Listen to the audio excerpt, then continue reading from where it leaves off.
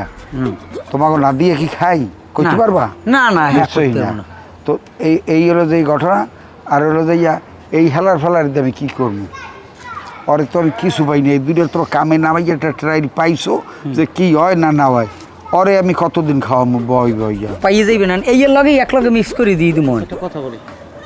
ওকে দুইজনের তো একটা ব্যবস্থা হয়েছে তারপর আপনি কি এতে জয়েনিং লেটার দিয়েছেন জয়েন লেটারই তো দিছি আর তো দিন কিছু তাহলে অ্যাপয়েন্টমেন্ট লেটার দেওয়া দরকার নাই হ্যাঁ আর ও ওয়েটিংয়ে থাকুক আচ্ছা ওর বিচারে মোটামুটি ওই যে দান্দালির একটা সোহের আপনি তো সোহের দিকে না তাকিয়ে না বলবেন না সেইটা আছে ও কিন্তু কিন্তু মস্ত করে তো না কিছু একটা দাউরের মতো লাগে কিন্তু অরিজিনাল দাউর একেবারে এখন এই লাস্ট চান্স সবাইকে দেওয়া হইতেছে এরপরে যদি কোনো কিছু করে তাহলে একদম ইয়ের কার বল আছে না পাছায় এরকম গোড়ায় স্টামে গোড়ায় পরে লাথি মেরে বাই করে দেবেন এই এদিকে সামনে হয় এনে খারাপ তুই এদিকে আও আরিফ রেজাউল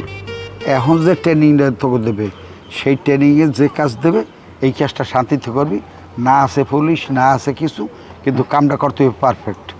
বুঝতে পারছি হ্যাঁ হ্যাঁ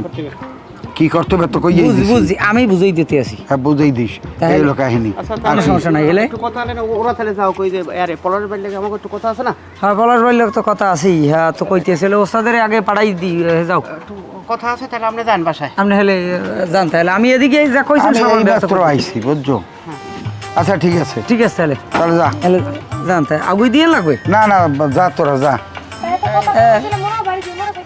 হ্যাঁ তাই এক লগেই তো যাবো কি এক লগে আইসি আচ্ছা ওস্তাদের যা কর হাতে কইছি আর ওস্তাদে অনুমতি দিয়ে দিয়েছে রেজাল ভাই এগো দুইজনারে এখন ওই অর লগে ও তো ঢাকা শহরে সব চেনে সব ঠিকানা চেনে তোমরা দুইজন বিভিন্ন জায়গায় এর লগে যাই খয়রাত করতে বাবা পুরান কাপড় পিন দিয়ে খয়রাত করবা তোমাকে খয়রাত ছাড়া আর কোনো কায়দা নাই ওইটাই কোনো পুলিশই হয়রানি নেই কিচ্ছু নাই সুন্দর সিস্টেমে মন করো একটা ভ্যাস দিয়ে খয়রাত করতে থাকবা ঠিক আছে মামা আমাকে ভাল লাগে না আমাকে বরিশাল পাঠাই দেন একসার ঝামেলা হাতে মামা হ্যাঁ বরিশাল শ্যামরা বুঝো না শ্যামরা একটা ব্যাগ কল আয় তুই বরিশাল যাবি একটু থামো আমি একটা কথা কই কও। সে কিন্তু ভালো মন্দ সব বোঝে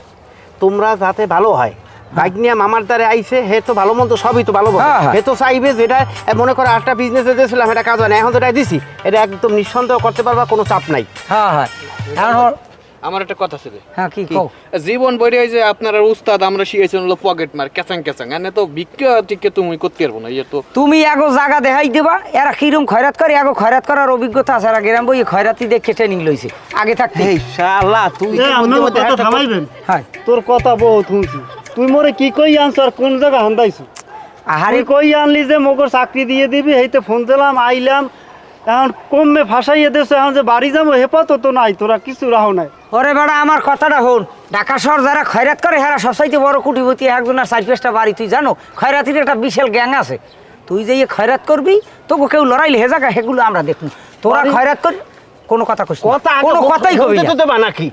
খয়রাত করবি খয়রাত করবি এখানে যেটা পাইতি হের চাইতে দ্বিগুণ টাকা পাবি বুঝো না কারো হানে সুন্দর নিটান রাখা সিস্টেরই পরিমাণ কর খয়রাত করবি কেউ তো গোটা কেউ জিগাইবে না কোনো কথা নাই আল্লাহ গাইতে যা যাত্রা চলি যায় সকলেই তো মই শিয়ে দেবো না